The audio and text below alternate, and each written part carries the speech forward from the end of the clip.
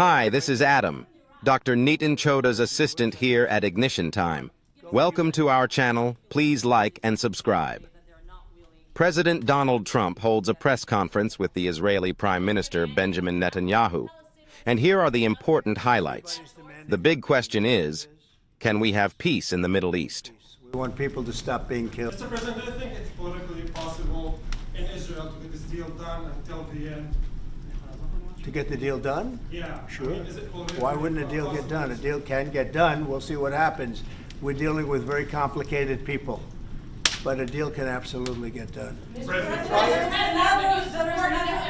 Prime Minister Netanyahu, we have heard Joe Biden and Donald Trump take credit for the hostage and ceasefire deal.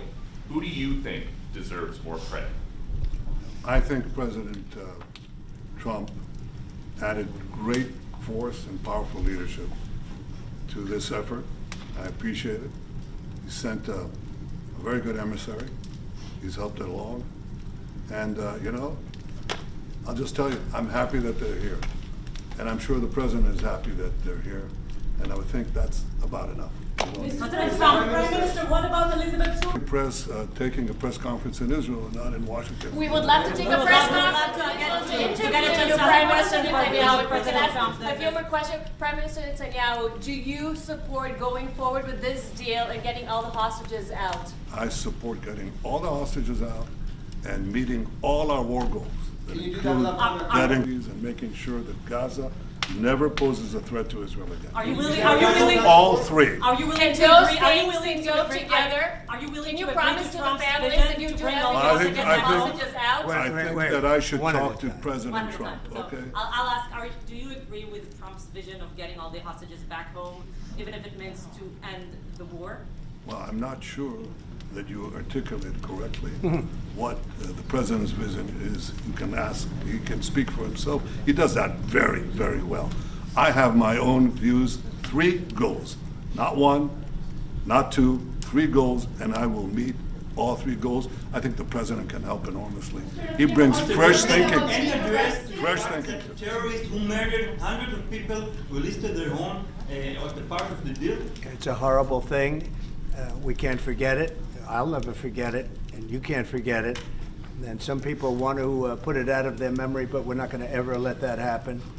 It was a horrible day, October 7th. That was a horrible period of time. And a lot of people like to pretend it didn't. Holocaust didn't happen. Same mindset.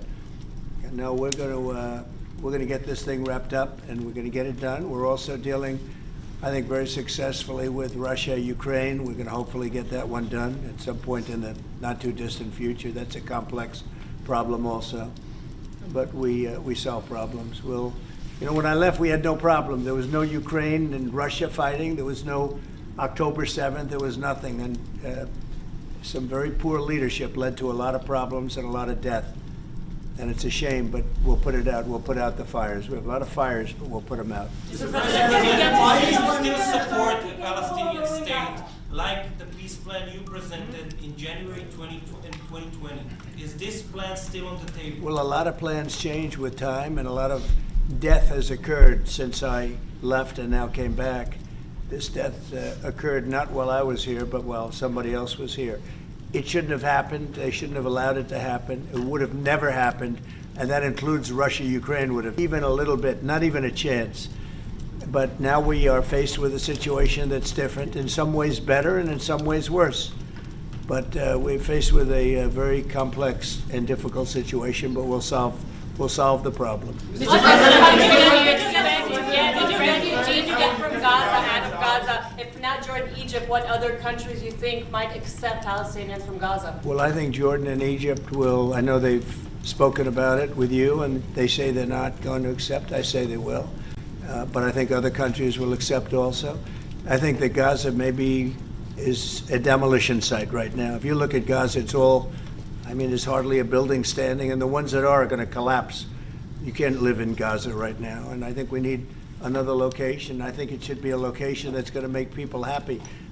You look over the decades, it's all death in Gaza. This has been happening for years. It's all death.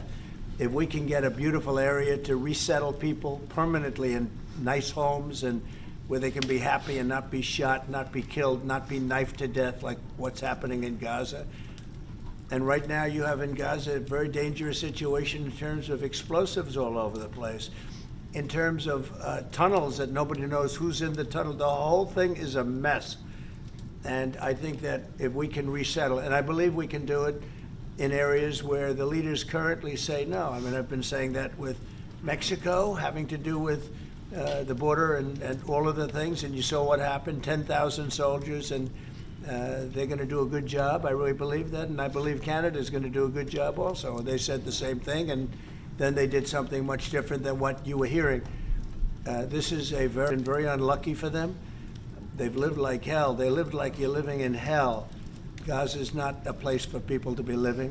And the only reason they want to go back, and I believe this strongly, is because they have no alternative. What's the alternative? Go where? There's no other alternative. If they had an alternative, they'd much rather not go back to Gaza and live in a beautiful alternative that's safe.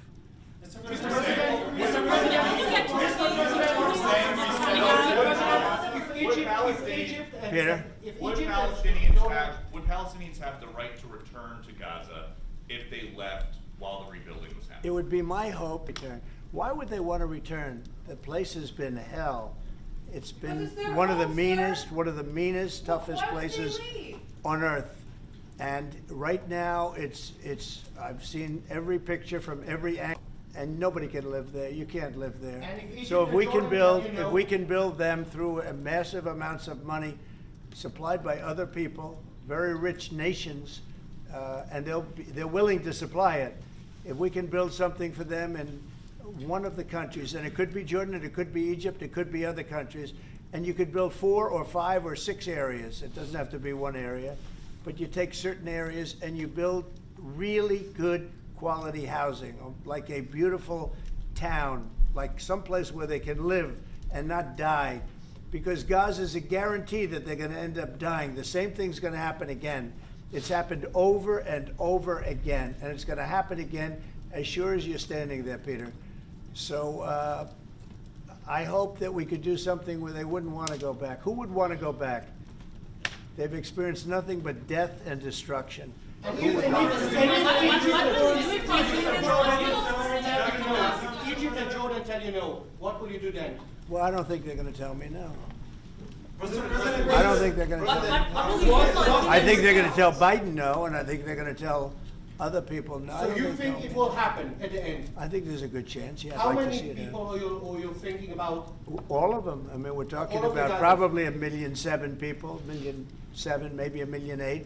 But I think all of them. I think they'll be resettled in areas where they can live a beautiful life and not be worried about dying every day. Wait. No. Mr. President, Yeah. do you support building settlements, Jewish settlements back in Gaza in the next years? Say it? Building settlements, Jewish settlements back in Gaza in the next year. Do you support this idea? I don't see it happening. It's too dangerous for people. Nobody can go there. It's too dangerous. Nobody wants to be there. Warriors don't want to be there. Soldiers don't want to be there.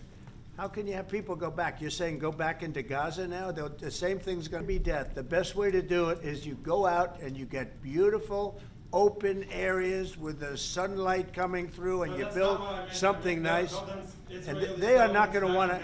They are not going to want to go back to Gaza. Prime Minister Netanyahu, what is your message to the families of the hostages that look at this deal, that are worried that this deal won't go through? What do you say to them at this moment? Same message I said from the beginning of the war. We'll get them out, get them back. We got over 70%, close to 75% of the people who everybody believed will not get out. We got them in successive deals, and most recently with the help of President Trump. We're not going to give up on any of them, and we're not going to give up on our other war aims. Hamas is not going to be in Gaza, and we're going to get everyone back. And you would not have. Prime Minister, how optimistic are you about reaching phase 2 of the ceasefire? How optimistic are you about that happening? Well, we're going to try. That's one of the reasons, one of the things that if we, you know, when Israel and the United States work together, and President Trump and I work together, you know, the chances go up a lot. It's when we don't work together, Israel and the United States don't work together, that creates problems. When The other side, then it's more difficult.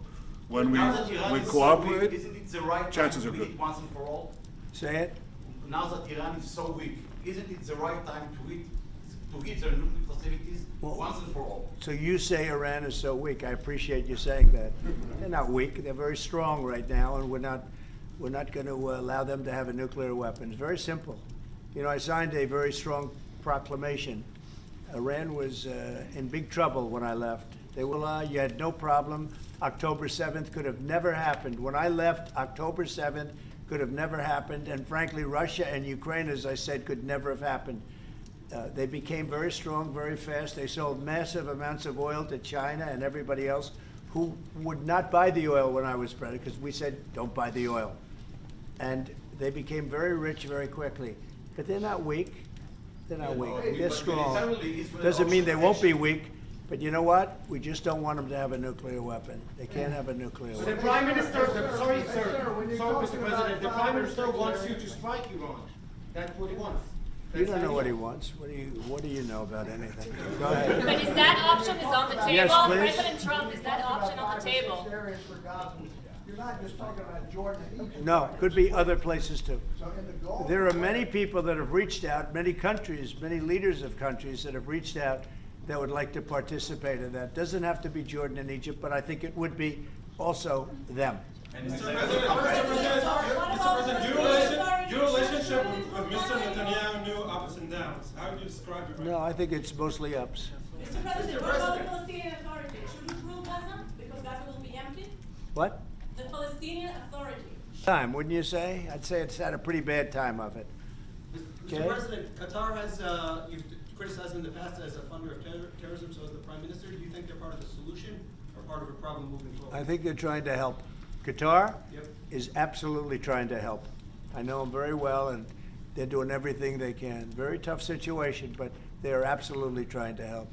Okay, thank you very much, everybody. Thank you. Thank you.